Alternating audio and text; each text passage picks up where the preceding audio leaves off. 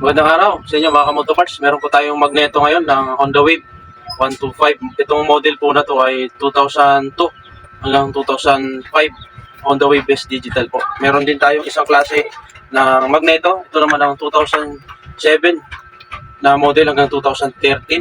Ito po ay Honda Wave i. Ito yung manual. Itong dalawang to ay same lang po. Halos plug and play sa pare-parehong makina. Pero magkakaiba po ito ng pulser. Ayan. Kung makikita nyo po yung magnetic pulser na yan, magkaiba po yan. I-explain natin kung bakit sila magkaiba. Ayan. Meron din tayong sigunyal. Itong sigunyal na to, sigunyal ng Wave 125 po ito. Ito ay pasok sa 2002 model hanggang 2014 model ng Honda Wave 125. Ayan. Kung makikita nyo, iisa lang po sila ng sigunyal, pero magkakaiba po ng style ng magneto. Ayan. Ang pulser po ng 2006 hanggang 2014 na Honda Wave i ay napakaliit po ng magnetic pulser niya. Tapos, ito naman yung Bendix gear niya ay magkaiba naman ng Bendix gear ng 2002 model ng Honda Wave 125. Ayan, mas maliit po ang Bendix gear niya. Itong Bendix gear ng 2007, kung ipapasok mo rito sa 2002 model na Honda Wave, hindi po siya pasok. Ayan, napakalaki po ng pang 2007 model compare dito sa 2002 model. Ayan, makikita nyo yung pulser. Ayan. Ito yung 2007 model. Malaki po masyado yung Bendix gear niya. Pero plug and play lang po ito sa isang sigunyal. Ayan. Kung makikita nyo naman, yung isang Bendix ng 2002, pag sinalpak natin dito, sobrang napakaluwag. Ayan, sobrang luwag.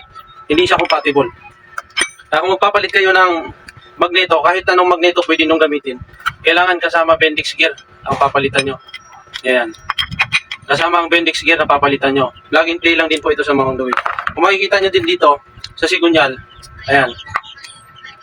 Pasok din. Plug and play lang po sa sigunyal ito. Pareho. Ayan. Ayan, pasok siya. 2007 model at sigunyal ng 125. At ito naman yung 2002 model. Ayan, pasok din po. Ayan. Isa lang po, plug and play lang po yan. Nagkakaiba lang po ito dito sa magnetic pulser. Magnetic pulser, ayan, magkaiba po ang laki. At magkaiba rin po ang kanilang Bendix gear. Marami kasing nagtatanong kung swak ba ang old model at saka new 2002 model at saka 2007 model. Swak po yun sa sigunyal, bali plug and play lang po sa sigunyal yun. Makikita nyo po, plug and play lang po yan. May stick bearing lang yan. Kaso, magkakaiba lang po yan sa laki ng kanilang Bendix gear at sa magnetic pulser nila. Kailangan kapag nagpalit ka, halimbawa yung motor mo is 2007 model, kapag nagpalit ka ng magneto, pwede ka magpalit nito, kailangan kasama yung Bendix gear niya para plug and play lang po. Kasi hindi mo magagamit yung motor starter mo kapag hindi nakasalpak to. Ayan. Maraming salamat sa inyo mga kamoto parts.